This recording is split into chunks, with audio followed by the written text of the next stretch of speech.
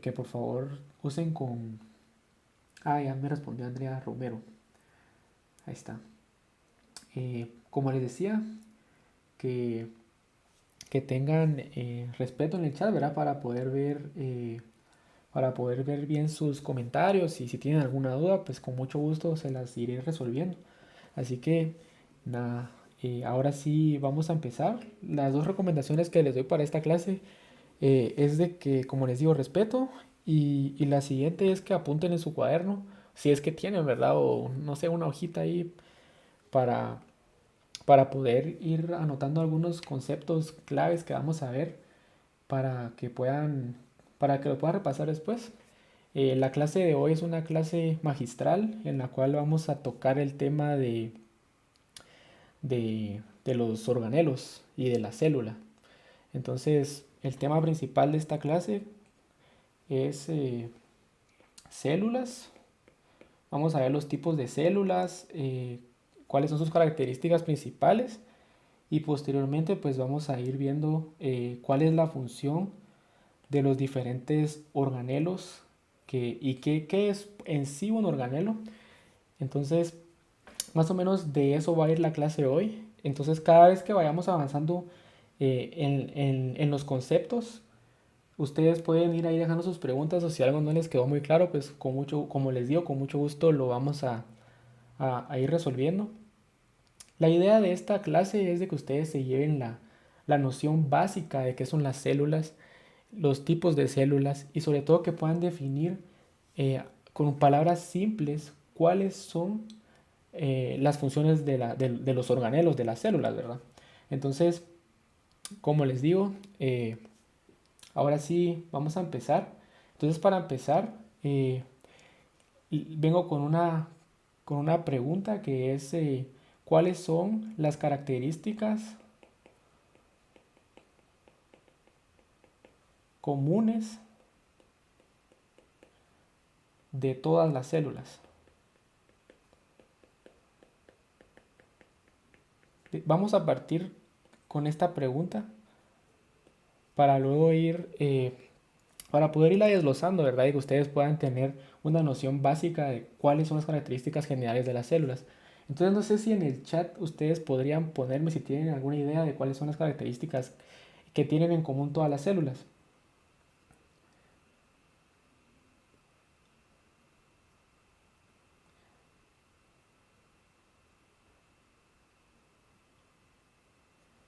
Bueno, vamos a ir viendo aquí el chat, a ver si alguien responde. Si no, igual ahorita, como les digo, esta es una clase magistral. Eh,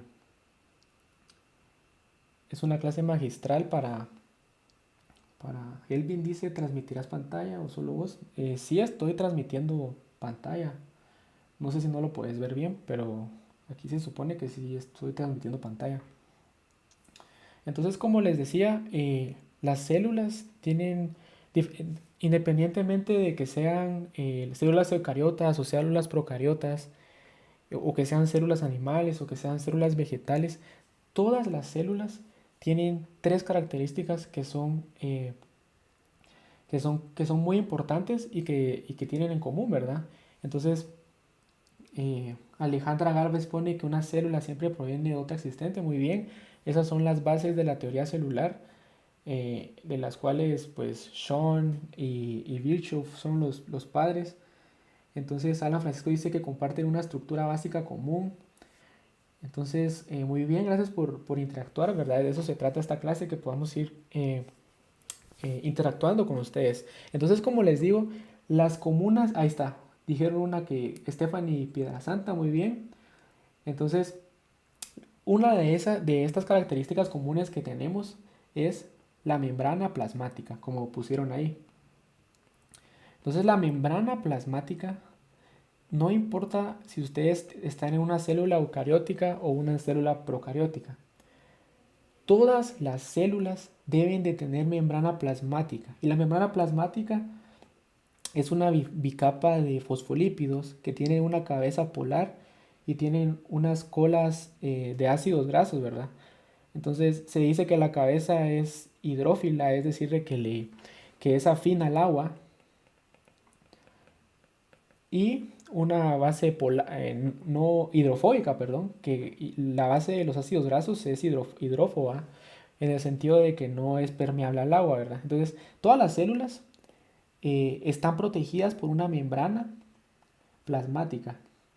Entonces, ¿cuáles son las funciones que tiene la membrana plasmática? Pues a grandes rasgos tenemos tres grandes funciones de la membrana plasmática. Una de ellas es que aísla el contenido de la célula del ambiente externo. Entonces, aislar es una de sus funciones, tener la,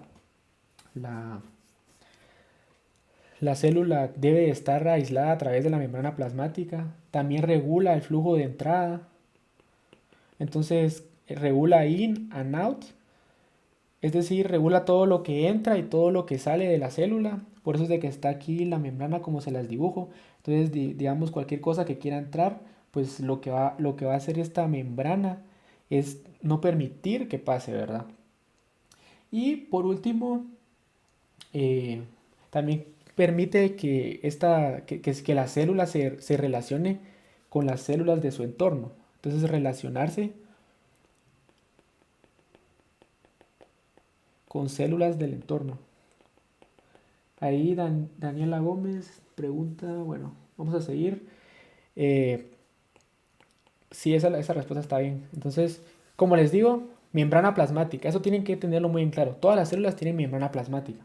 Posteriormente, vamos a ver que todas las células contienen citoplasma. Entonces, no sé si alguno de ustedes sabe qué es el citoplasma, que lo pueda dejar en los comentarios. ¿A qué se refiere cuando hablamos de citoplasma? Si alguien tiene idea de eso.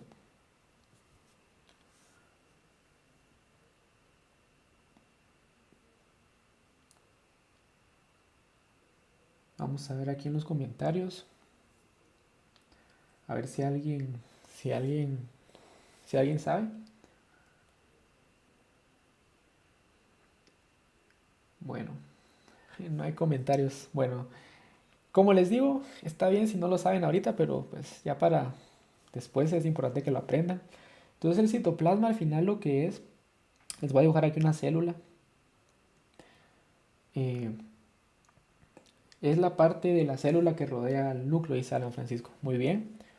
Entonces, el citoplasma al final del día, aquí les dibujo yo una célula. Lo amarillo es la membrana plasmática. Lo blanco que ven ahí es el núcleo. Entonces, el citoplasma es todo lo que se encuentra, todos los materiales, los organelos, las estructuras que vamos a encontrar en esta parte. Es decir, entre la membrana plasmática y el núcleo. Todo lo que esté entre esas dos estructuras se conoce como citoplasma. Entonces, eh, aquí también hablan de que es el lugar donde ocurren las reacciones bioquímicas. Muy bien. Esa es una de las características del citoplasma, que es la región en donde ocurren las reacciones bioquímicas. Es decir, aquí es donde se sintetizan proteínas. También es donde la célula produce, interpreta todo lo que viene de adentro del núcleo, lo convierte, lo transcribe a ARN y luego eso ya se convierte en proteínas a través de los ribosomas, ¿verdad? Entonces, eso a grandes rasgos también todas las células deben de tener citoplasma, como les digo, también deben de tener membrana plasmática. Y pues, aparte de eso, el citosol, que no es lo mismo que citoplasma, el citosol a lo que se refiere es a la porción fluida. Es decir, el líquido, todo el líquido que está aquí en el citoplasma, donde los organelos quedan como que flotando, a eso se refiere con citosol. Entonces aquí en el citosol están las grandes macromoléculas, ahora vamos a encontrar lípidos, proteínas, aminoácidos, pero en sí es la región fluida de la célula. Entonces esa es la segunda cosa que tienen en común todas las células.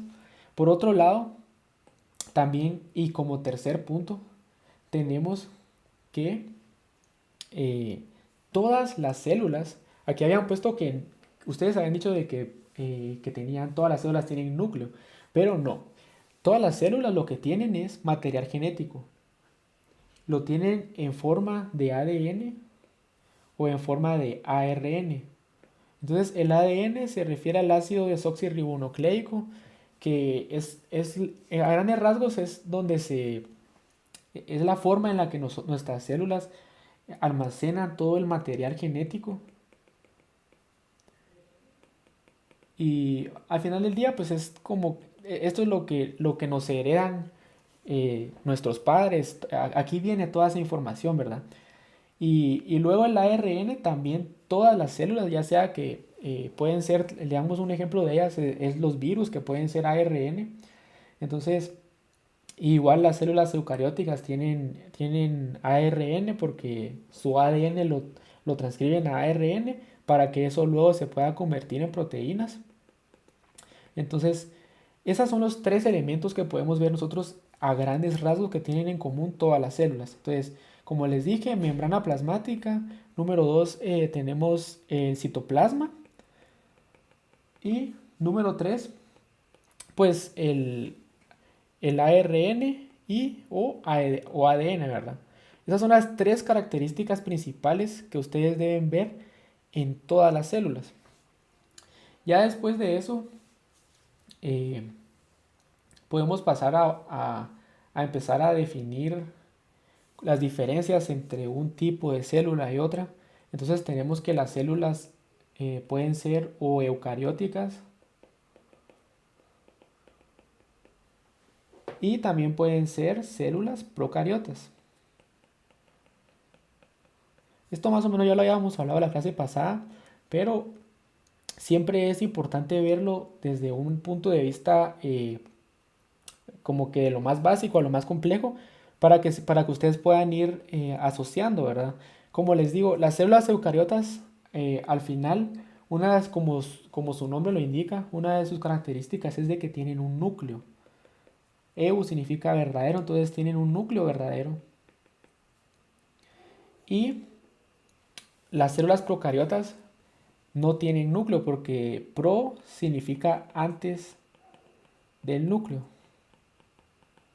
Por ejemplo, las bacterias son un ejemplo de células procariotas. Y entonces, a grandes rasgos, estos son los dos tipos de células que hay. Y las células eucariotas, como les digo, tienen un núcleo y las procariotas no. Pero ahora ya pasando a, hacia lo más específico. Entonces yo les quería hacer una pregunta a ustedes para ver cómo es que van ustedes con esto de la diferenciación entre las células eucariotas. Entonces yo les pregunto a ustedes cuáles son las características principales de las células eucariotas. Para ver, vamos a ver en sus comentarios.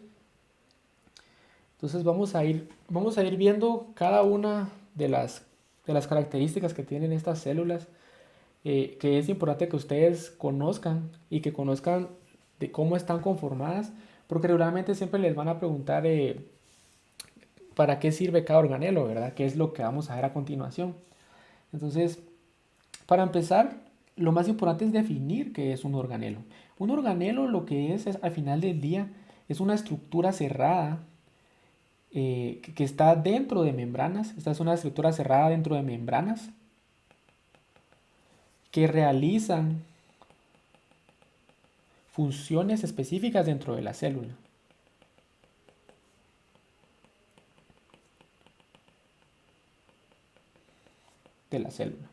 Entonces, al final del día, los organelos, yo lo veo así, es una forma en la que siempre lo explico para que cualquier persona lo pueda entender. Los organelos son como las fábricas, ¿verdad? La célula es una gran fábrica que tiene adentro trabajadores y cada trabajador realiza una función diferente y específica. Entonces, eh, esta fábrica que les digo yo está conformada por diferentes organelos Y en función de qué organelos tiene es lo que esta célula va a ser capaz de ser. Por ejemplo, un tipo de organelo es el núcleo que ya vimos, que es el que almacena la información genética, ¿verdad? También otro ejemplo es mitocondria. Pero al final del día, estos organelos trabajan y cada uno pues tiene una función específica, ¿verdad? Entonces, una de las características que tienen estas células eucariotas es que tienen citoesqueleto. El citoesqueleto, al final del día, como su palabra lo dice, es una red de fibras que lo que hace es sostener a todos los organelos, ¿verdad? Porque al final los organelos, la mitocondria, retículo endoplasmático rugoso, retículo endoplasmático liso, no tienen, no están como que flotando ahí o moviéndose al azar adentro de la célula, no. Ellas deben estar correctamente ordenadas. Entonces hay una red de fibras que es como una red de lana que lo que hace es tenerlas fijas y también les permite que se muevan, ¿verdad? Entonces dentro de estas está el citoesqueleto y es una característica que tienen las células eucariotas. eh, pero como les digo, al final las células eucariotas se dividen en dos grandes grupos que son los más importantes que ustedes deben de conocer, que son las células vegetales eh, y tenemos las células animales. Entonces, ustedes ya saben que las células eucariotas solo pueden ser de dos tipos, las vegetales y las animales. Dentro de las vegetales tenemos que diferenciar qué tiene una y qué tiene de otra. Y esa es otra de las características que ustedes también deben de manejar, porque les tiende mucho a confusión el hecho de comparar entre un tipo de célula y el otro tipo de célula. Entonces aquí lo más importante, como les digo, es eso, que ustedes conozcan cuál es de cada una. Entonces las células vegetales tienen 4 tipos de organelos específicos que los animales no tienen. Entonces uno de ellos es la pared celular,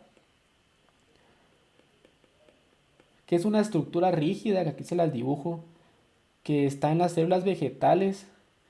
Esta pared celular lo que hace es proteger la integridad de las células vegetales y es lo que le da también a las células vegetales como que su turgencia. Eh, Al final su función principal es proteger y dar soporte a la célula. Esta pared celular da soporte a la célula.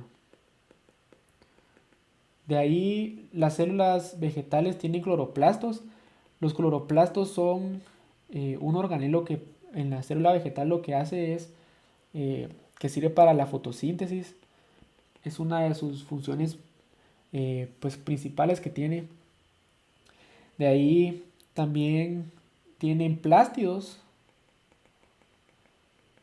Y los plástidos tienen como función almacenar alimentos y pigmentos. Alimentos y pigmentos. Y por último, pues tienen una vacuola central que lo que hace es de que es como una bolsa que tiene muchos nutrientes. Al final es una bolsa llena de nutrientes. Y también le da como que una forma rígida a la célula. Entonces, estas son las 4 principales que tenemos de características de las células vegetales: pared celular, cloroplasto, plástidos y vacuola central. De ahí ya pasando más que todo a las características de las células animales. Entonces, obviamente, como sabemos de que la célula vegetal tiene estas 4 características, estos 4 organelos, estos no van a formar parte de la célula animal. Entonces, es una forma de recordarse, ¿verdad? Que la célula animal no contiene los 4 que les acabo de mencionar.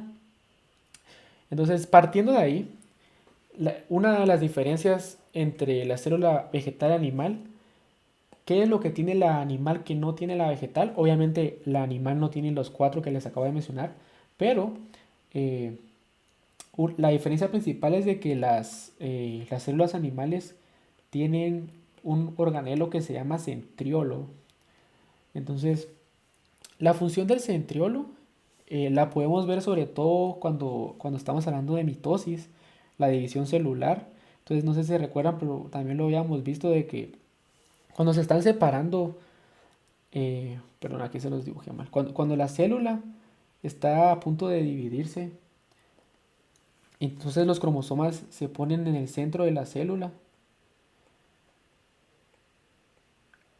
y cuando se están formando los cromosomas en esta fase de la mitosis, lo que sucede es de que en los polos opuestos de cada célula se están formando los centriolos, que son estos dos puntos verdes que pueden ver acá, y eso lo que van a hacer es de que van a ir produciendo los microtúbulos del uso, que son unos filamentos que lo que hacen es jalar y separar a las cromátides hermanas, como ya habíamos visto hace una semana. Y entonces esa característica de que tienen centriolos es específica y única de las células animales. Entonces, de ahí todas las demás organelos que vamos a ver a continuación pueden estar ya sea bien en la célula vegetal o en la célula animal.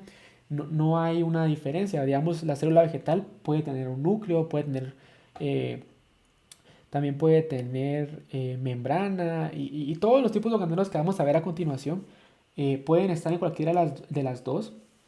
Y como les digo, esta diferenciación y saber que estas son unas de las principales diferencias que tienen las células vegetales de los animales son muy importantes a la hora de resolver su examen, ¿verdad? Por otro lado, ahora ya entrando más en materia y hablando específicamente sobre cada uno de los organelos, entonces vamos a ir hablando de cada uno de ellos y les voy a ir preguntando, vamos a ver si conocen cuál es la función de cada uno de ellos. Por ejemplo, el primero que vamos a ver es la pared celular. Entonces, mi pregunta para ustedes es, ¿en qué tipo de célula ustedes pueden encontrar pared celular? Me dicen si es eucariota, procariota y si es vegetal o animal. Entonces, ¿en qué tipo de célula?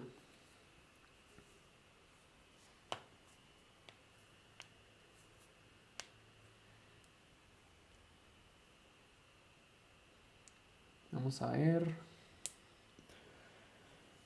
si alguien, a ver si alguien responde. Vegetal, muy bien. Emilia, muy bien, Melanie. Entonces, como les acabo de explicar, la pared celular es específica de la célula eucariótica y su otra división es de la vegetal. Entonces, si a ustedes les preguntan cuál es la función de la célula eucariótica vegetal, perdón, de la pared celular, entonces prácticamente eh, es dar soporte y es como un recubrimiento rígido, es como una capa que se pone encima de la membrana plasmática y se dice, la describen los libros que es una capa porosa para que puedan entrar aire, agua y cualquier, y las partículas que entran y pasan a través de la membrana plasmática. Entonces es una membrana porosa, ¿verdad? Y lo que hace al final del día es que es un recubrimiento rígido de las plantas, también de los hongos, también la podemos... Esa es la razón de ser de que, por ejemplo, cuando ustedes ven el tronco de un árbol, por eso es que es tan duro, es porque tiene pared celular. Entonces, esa es una de las características principales y como les digo, su función principal es dar soporte, pero también recuerden que protegen a la membrana plasmática, proteger la membrana plasmática. Y pues la pared celular puede estar conformada ya sea de celulosa, de quitina o de polisacarios, ¿verdad? Que están, digamos, son monosacarios unidos miles de veces y que tienen una característica es que son bastante fuertes, bastante duros, ese tipo de material. Entonces, por eso es de que para eso es que sirve la pared celular. Entonces, ahora vamos a al siguiente organelo que vamos a ver hoy. El siguiente organelo es el citoesqueleto. De este ya les había más o menos hablado. Entonces, como les digo, el citoesqueleto es un organelo que es característico específicamente en las células eucariotas. Y la función principal, eh, yo como lo dibujo y como me lo imagino en la mente siempre, es como una red de lazos eh, que como les había dicho anteriormente, lo que hace es dar soporte a los demás organelos, por ejemplo, al retículo endoplasmático rugoso, al liso, a la mitocondria. Entonces, todos estos organelos deben de estar fijos y a la hora de que se puedan mover dentro de la célula, pues la forma en la que lo hacen es a través del citoesqueleto. Y la función principal es para que los organelos no queden flotando, para que no estén flotando los organelos o desordenados, ¿verdad? También no es bueno que estén desordenados. Entonces, esa es la función principal del citoesqueleto. Por otras, para hablar ya más específico de sus funciones, es que, por ejemplo, también lo que hace el citoesqueleto es, eso es lo que le da la forma a la célula. Eso es lo que hace que la célula, por ejemplo, sea circular o que la célula sea como cuadradita o las diferentes formas que podemos ver dentro de las células, ¿verdad? Lo que hacen el citoesqueleto es dar forma para que la célula no esté toda desordenada y que parezca pura piscina y no tiene ninguna forma, ¿verdad? Entonces da forma la célula. También nos sirve para el movimiento celular, como les decía. Al final del día estas células son como las pitas que van jalando todo, ¿verdad? Y van ensamblando todo dentro de la maquinaria celular. Y también sirven para el movimiento celular. Entonces, dos ejemplos de lo que funciona el citoesqueleto para el movimiento celular son los espermatozoides. Los espermatozoides tienen un flagelo que al final del día lo que hacen es darle movimiento. Es como una colita. Pero esto es una evaginación de citoesqueleto que viene de aquí. Entonces, al final del día, el flagelo es una extensión de la membrana plasmática y adentro de esa como que extensión va el citoesqueleto. Y eso, el citoesqueleto lo que hace es de que le da la capacidad que a través de que la cola está llena de mitocondrias y de ATP, lo que hace es de que pueda moverse de una forma rapidísima y entonces cuando llegan ahí y al momento de la fecundación, lo- los, los flagelos van volando prácticamente, ¿verdad? Son muy rápidos. Y esto se debe a esto, a esta colita que vemos acá, que es parte del citoesqueleto. Entonces el citoesqueleto es muy importante, porque sin el citoesqueleto, nosotros no podríamos existir prácticamente, no podríamos llegar, no se podría fecundar el óvulo. Entonces, otro de los ejemplos para los cuales sirve el citoesqueleto es para la contracción muscular, más o menos en un corte microscópico. Las células musculares se ven así, les llaman células en pantalón, las células miocárdicas del corazón. Entonces, estas células, para que alguien pueda contraer el músculo, para que el corazón pueda latir, tienen unos filamentos intermedios que lo que hacen es unirse y como que se jalan.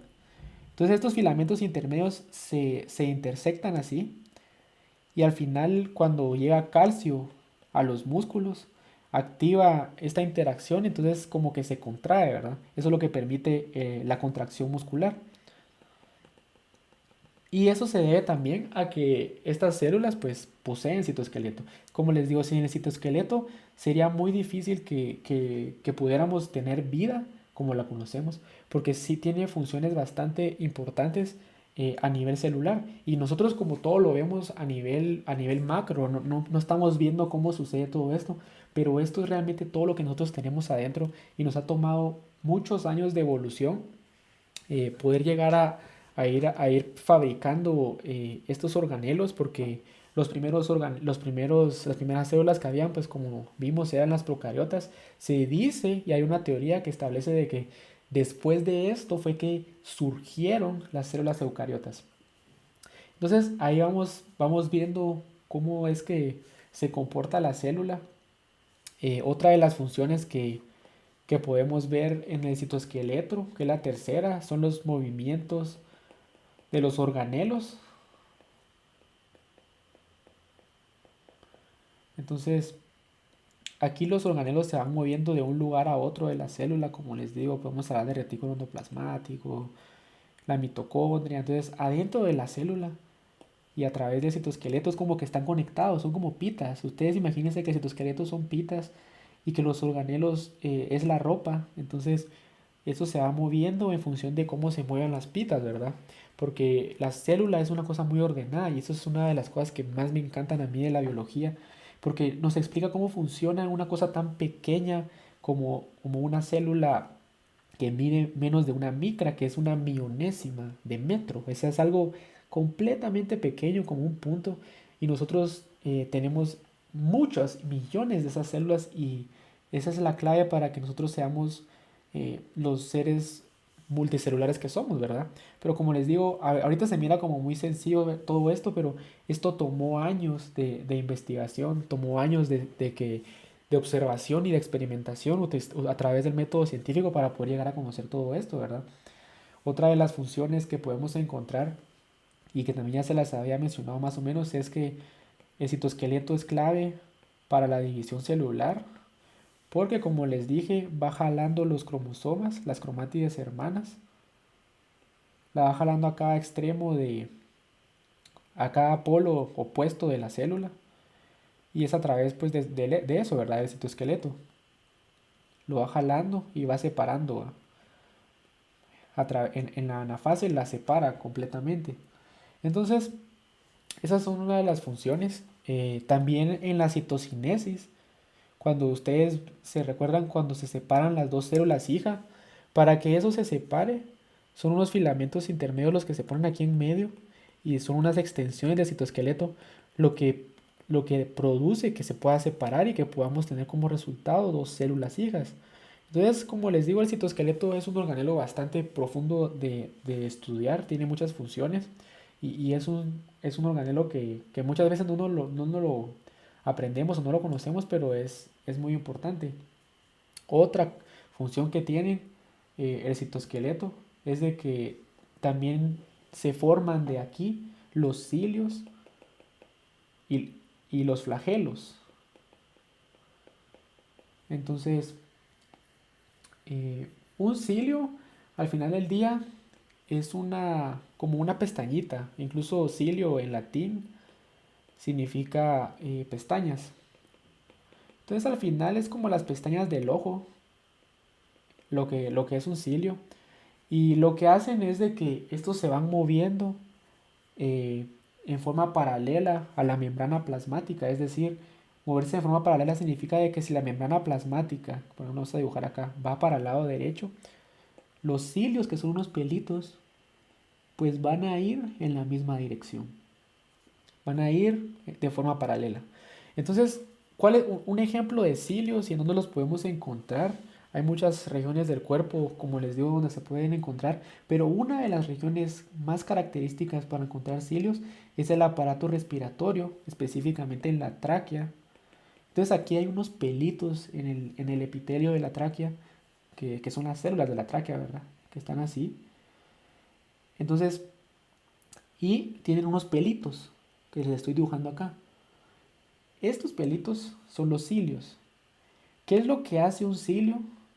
Un cilio barre. Entonces, estos se van moviendo de lado a lado, hace así, se van moviendo de lado a lado. Y al final, en el aparato respiratorio, para lo que sirven es para poder sacar el moco que se acumula a través de las células de Goblet, que son las que producen el moco en esta región del aparato respiratorio. Entonces aquí, esta es como les digo, aquí está la tráquea, los bronquios y al final los pulmones, ¿verdad? Entonces, sin estos cilios, nosotros no seríamos capaces de poder barrer este moco y eso a lo que nos llevaría pues es a tener procesos infecciosos en el tracto respiratorio, ¿verdad? Entonces son muy importantes. Al final, como les digo, los cilios son como pestañas que lo que hacen es barrer el material, barren moco de lado a lado. Por otro lado, tenemos a los flagelos. Entonces, ¿cuál es la diferencia entre un cilio y un flagelo? Generalmente los cilios son pequeñitos, son como pestañas, por eso es que así lo describe la literatura. Por otro lado, los flagelos son más largos. Y estos, la diferencia principal es de que no se mueven en perpendicular a a la membrana plasmática, no. Estos se mueven, eh, perdón, se mueven en perpendicular, no en paralelo. Es decir, que se mueven en contra de lo que dice la membrana plasmática. Por ejemplo, aquí tenemos la cabeza del espermatozoide y esta es la membrana plasmática. Entonces el flagelo se va moviendo onduladamente de forma perpendicular a la membrana plasmática y principalmente para lo que funcionan estos flagelos es para el movimiento, ¿verdad? Movimiento rápido. También lo podemos encontrar en bacterias, hay unas bacterias que tienen flagelos, ¿verdad? Entonces, como les digo, esta es otra de las funciones que tiene el citoesqueleto, porque al final del día lo que son los cilios y los flagelos son una extensión de la membrana plasmática y una extensión de la membrana plasmática porque de ahí sale el citoesqueleto, ¿verdad? Luego ya vamos llegando a un organelo que es más conocido por todos, que es el sexto que vamos a ver hoy, y este es el núcleo. Entonces, pregunta para ustedes. ¿Todas las células tienen núcleo, verdadero o falso? ¿Y por qué?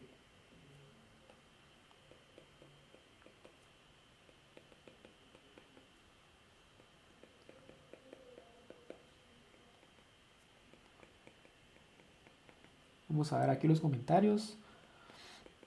Entonces, quiero que me responda alguien si todas las células, cualquier tipo de célula, todas tienen núcleo y que me digan si es verdadero o falso y que me digan por qué, ¿verdad? Vamos a ver si alguien nos responde por acá en los comentarios.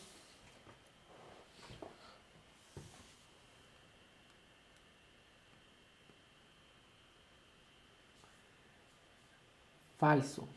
Ayer y Gramajo dice falso. Va. Falso, dice Mario de Rivas también. Muy bien, gracias por responder. Exactamente. El núcleo no lo tienen todas las células. Solo lo tienen las células eucariotas. Y cada como pone aquí ayer y Gramajo, las procariotas no tienen núcleo. Porque es donde está el ADN-ARN, que es el principal conductor de la información para el funcionamiento de la célula. Muy bien, Elvin. Y Suseli, cabal, dice que las procariotas no tienen núcleo. Muy bien, creo que está bastante claro ese concepto. Entonces, al final del día, ¿qué es lo que ustedes deben de saber que hace el núcleo? A grandes rasgos, como ustedes ya muy bien han respondido, es que contiene la información genética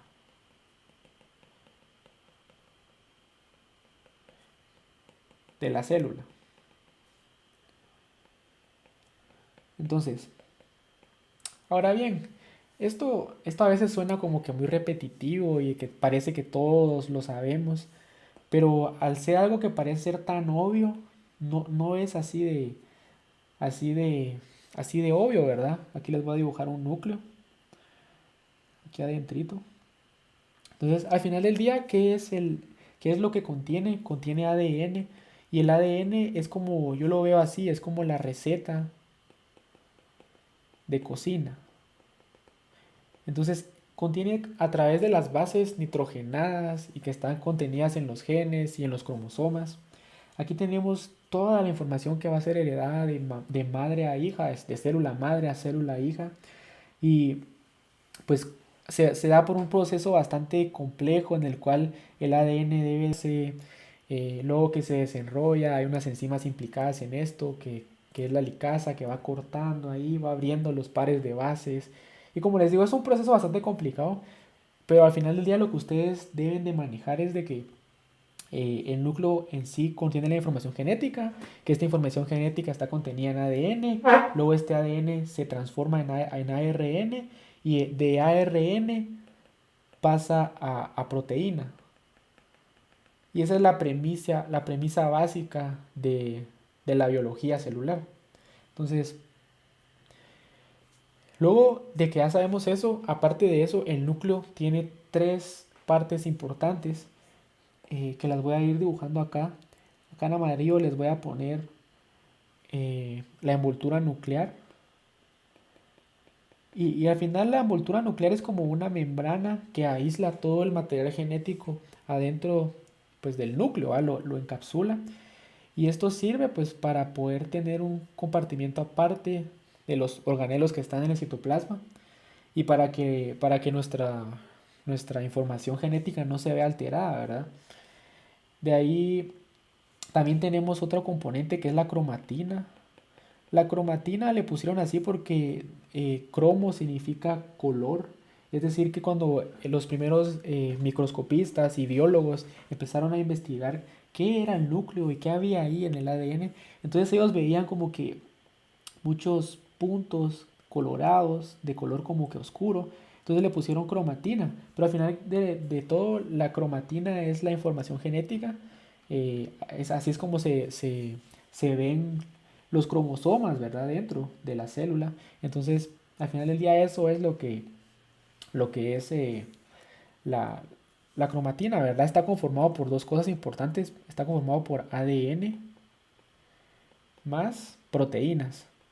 Entonces, al final del día, cuando ustedes ven una imagen de cromatina, pueden ver que está conformada por un octámero de proteínas, es decir, 8 proteínas que, que se llaman las histonas. Entonces, las histonas son las proteínas que sirven como para empacar el ADN. Entonces, entre histonas se va enrollando toda la cadena de ADN, todos los pares de bases, y al final eso es lo que se ve como la cromatina, ¿verdad?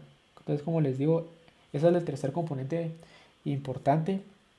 Por último, también podemos ver acá un punto, unos puntitos, que son, se los voy a dejar en otra hoja, el nucleolo. Esa es otra de las partes del núcleo. Eh, ¿Para qué sirven los nucleolos? Que son unos puntos como unos núcleos diminutos que podemos ver dentro del núcleo. Su función principal es producir ribosomas. Ellos lo que hacen es sintetizar el ARN ribosómico, todos los tipos de ARN para que se puedan formar los ribosomas, que están conformados por ARN de transferencia, ARN mensajero y hay otro, pero ya no me recuerdo. Pero el punto es de que los ribosomas son producidos en el nucleolo. El nucleolo es el encargado de producir los ribosomas. ¿Y los ribosomas para qué nos sirven? Los ribosomas, su función principal es la síntesis de proteínas. Aquí se sintetizan todas las proteínas, como vamos a ver más adelante en un organelo específico. Este ribosoma son como puntitos que adentro tienen la maquinaria necesaria y específica para poder producir y sintetizar las proteínas. Sin esta estructura mini super pequeña que tenemos dentro de las células, no podríamos producir todas las proteínas. Ah, su serie dice 8000, el ARN ribosomal, sí, muy bien. Entonces, al final del día, esas son las tres estructuras más importantes que tenemos del núcleo. Y vamos a seguir con el siguiente organelo. Este organelo también es bastante básico, este organelo. Creo que muchos de ustedes lo han de conocer porque, como les digo, es bastante preguntado en los colegios y creo que es de conocimiento general, creo yo, pero si no, aquí lo vamos a aprender y lo vamos a hacer parte de su conocimiento básico. Entonces, el retículo endoplasmático liso. La función principal es que, para empezar, el retículo endoplasmático liso tiene como una forma de sacos. Estas son como membranas que podemos ver dentro de la célula. Es un saco de membranas. En el curso incluso hay tienen un cuadro ahí con todos los dibujos más bonitos que lo que yo les estoy haciendo aquí de los organelos, ¿verdad? Entonces ahí también lo pueden ir checando. Pero al final del día, el retículo plasmático liso es una red que está dentro de la célula porque retículo significa red. Entonces red dentro de la célula. Y se denomina liso porque no tiene incrustado eh, en su... No tiene incrustado en su membrana unos puntos que son los que le dan la rugosidad al otro tipo de retículo que se llama el retículo endoplasmático rugoso. Entonces estos puntos son los ribosomas de los que ya habíamos hablado. Entonces el liso no tiene ribosomas. Esto que les acabo de poner acá no lo tiene. No tiene ribosomas. Entonces por lo tanto no sirve para la síntesis de proteínas. Eh, Tiene otras funciones. Una de ellas, como nos acaba de mencionar Joshua Velázquez, habla de la síntesis de lípidos muy bien. Entonces, cabal, esa es una de las principales funciones del retículo endoplasmático liso. Producción de lípidos.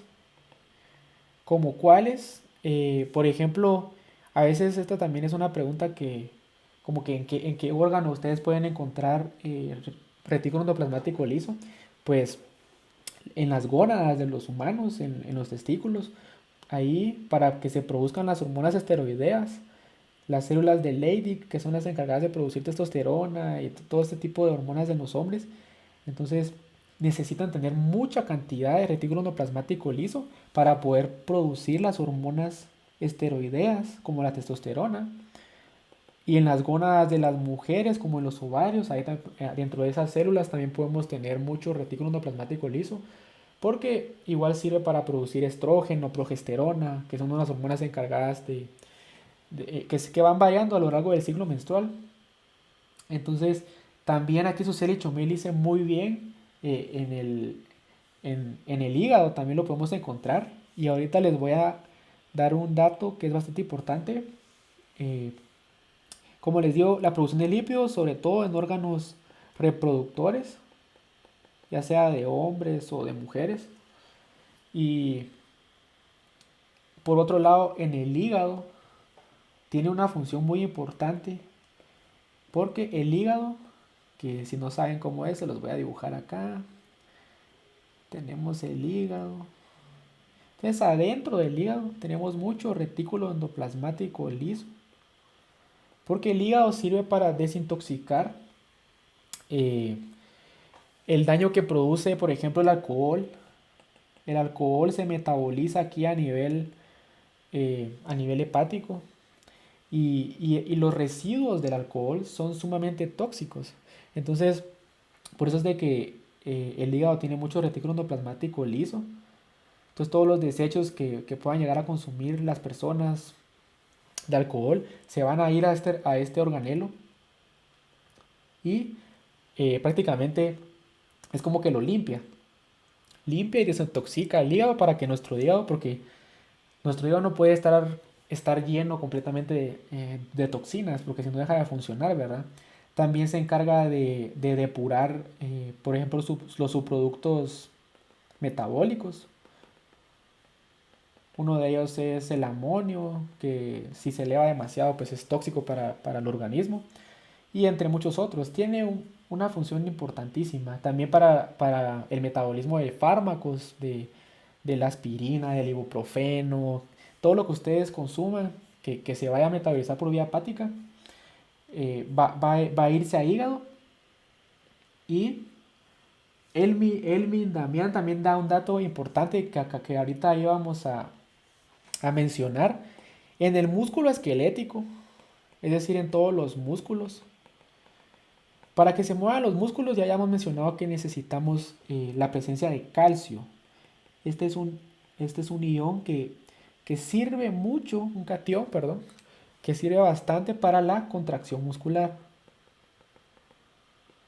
Entonces, el retículo endoplasmático liso lo que hace es almacenar mucho calcio eh, para que se pueda dar después la contracción muscular. Esa es una de las razones de ser que el retículo endoplasmático liso pues almacene bastante calcio. Entonces, y la última, que también es en el hígado, entonces, no sé si ya lo sabían, ¿verdad? Pero el hígado es una fuente de almacenamiento también de glucógeno. Y el glucógeno es mucha glucosa, es el polisacárido de la glucosa. Es muchas glucosas unidos por enlaces que se almacenan en el hígado en forma de glucógeno. Pero ¿cómo es que pasa eso? Entonces, digamos que nosotros comemos. Cuando nosotros comemos, nuestro cuerpo puede absorber lípidos, proteínas y carbohidratos. Al momento de que nosotros estemos consumiendo un alimento que tiene mucho carbohidrato o azúcar, si lo quieren ver así, lo que sucede es de que lo digerimos a nivel intestinal y luego cuando lo absorbemos, eso va a hacer que aumente la glicemia, es decir, que aumente glucosa en sangre. Entonces, nuestro páncreas va a detectar este aumento de glucosa. Nuestro páncreas es un órgano endocrino muy importante que tiene forma así como de ovejita. Entonces, este lo detecta y secreta insulina, que es una hormona peptídica, que lo que hace es que ayuda a que el azúcar entre a los órganos. Entonces, uno de ellos es el hígado. Entonces, la glucosa viene y entra en forma de hígado, perdón, de glucógeno, ¿verdad? Entonces aquí tenemos mucho glucógeno almacenado. Pero ¿para qué nos sirve el glucógeno almacenado? Nos sirve cuando nosotros estamos, por ejemplo, de noche, que no comemos. Nuestro cuerpo siempre está consumiendo energía. Entonces, a través de un proceso que se llama glucogenosis, no, perdón, glucogenólisis.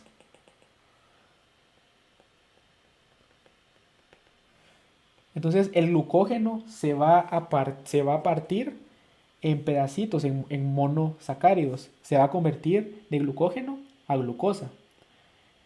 Para que nuestros niveles de azúcar en sangre pues se mantengan, dependiendo de si estamos en la noche o por ejemplo cuando hacemos mucho ejercicio. Entonces para mantener constante los niveles de azúcar en el cuerpo. Y entonces el hígado es el principal para que esto ocurra. Para que se pueda transformar el glucógeno en glucosa, que se hace a través de una enzima que, como les digo, no se la tienen que saber, pero es la glucosa 6-fosfatasa, que es específica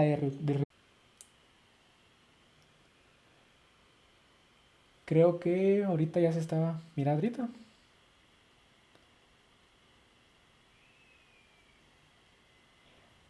Bueno, vamos a, vamos a seguir. Disculpen, mi internet está fallando un poco. Entonces vamos a seguir hablando sobre el retículo endoplasmático rugoso. Eh, este es un organelo que igual es una red de membranas que está dentro de la célula, que tiene una función muy importante porque funciona, digamos, se los voy a dibujar. Tenemos aquí el núcleo, luego tenemos aquí la célula en general, ¿verdad? Entonces, del núcleo, la información que sale en forma de ARN mensajero sale a través de los poros nucleares, que son unos hoyitos. Pero esa información, para que sea traducida a proteínas, se debe de ir a un lugar, que en este caso es la se van a retículo, ¿verdad? Se van a retículo endoplasmático rugoso, que se los voy a dibujar acá. Entonces se va a retículo. Y este también es una red como de membranas, pero a diferencia del liso, eh, tiene como que unas incrustaciones, unos puntos a su alrededor y adentro de sí. Entonces el retículo endoplasmático rugoso se le dice rugoso porque tiene ribosomas incrustados. Y como habíamos visto, los ribosomas son los encargados de la síntesis de proteínas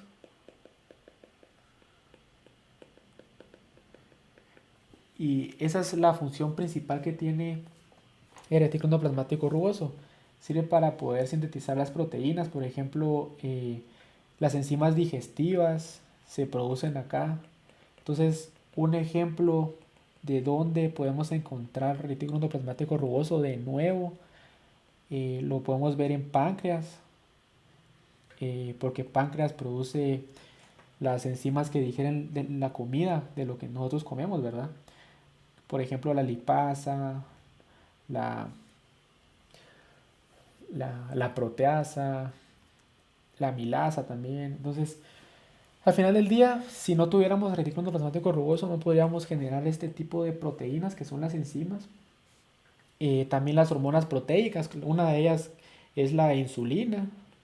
Entonces, por eso les digo que el páncreas es un órgano rico en retículo endoplasmático rugoso.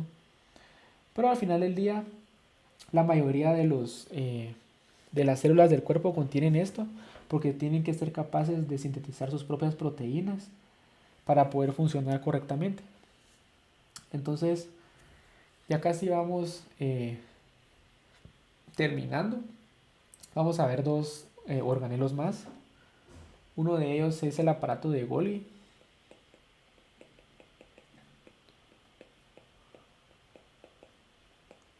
Este aparato de Golgi es como un paso intermediario, perdón, un intermediario entre el retículo endoplasmático rugoso, que les dije que sirve para poder sintetizar proteínas, pero estas proteínas pasan al aparato de Golgi, que es otra estructura membranosa dentro de la célula, que se la estoy dibujando acá de color blanco, que lo que hace es que esta es la parte de la fábrica dentro de la célula que se encarga de empacar las proteínas y las empaca en forma de vesícula. Una vesícula es como una membrana que contiene adentro proteínas. Entonces depende si estas proteínas se tienen que ir al núcleo o se van a ir afuera de la célula. Entonces prácticamente el aparato de Golgi sirve para eso.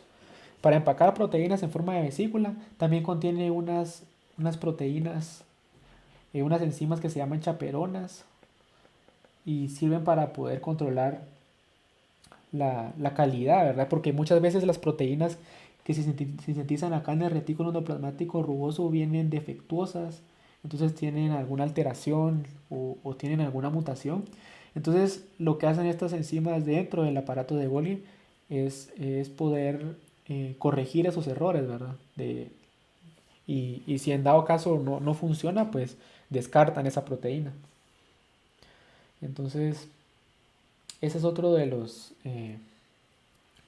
las funciones que tiene, ¿verdad? Y como les digo, una de sus funciones principales es eso, es que dentro de la fábrica que tenemos la célula, que tiene muchos trabajadores adentro, entonces esta es la que deja el producto listo para ser exportado. Es el último control de calidad que tenemos.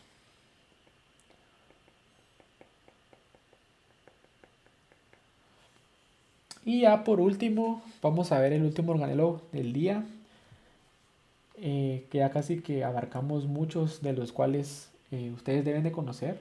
Son los lisosomas.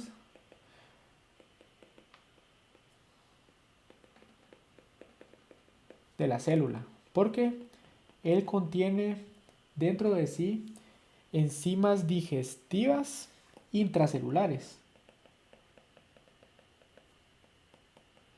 Entonces los lisosomas son como unos circulitos, igual que podemos ver dentro de la célula, que lo que hacen es estar viendo ahí eh, qué, qué cosas, por ejemplo, las membranas del retículo endoplasmático rugoso y el liso se están cambiando constantemente porque no son eternas, tienen un periodo de vida. Entonces, cuando se desecha una parte de la membrana, la que lo digiere para que no se acumule basura adentro de la célula es el lisosoma. Entonces, a través de sus enzimas digestivas puede digerir ya sea grasas, proteínas y carnes, perdón, y carbohidratos. Entonces, esa es la función principal, o sea, es como el sistema que limpia, aparte de, de retículo endoplasmático liso tenemos a este que es los lisosomas, ¿verdad? Entonces, que son el aparato digestivo de la célula. Lo que se encarga es de metabolizar los residuos que no tienen ninguna función dentro de la célula o que ya no funcionan, ¿verdad? Entonces, este es el último autocracia. Y Joshua Velázquez habla de autocracia. No,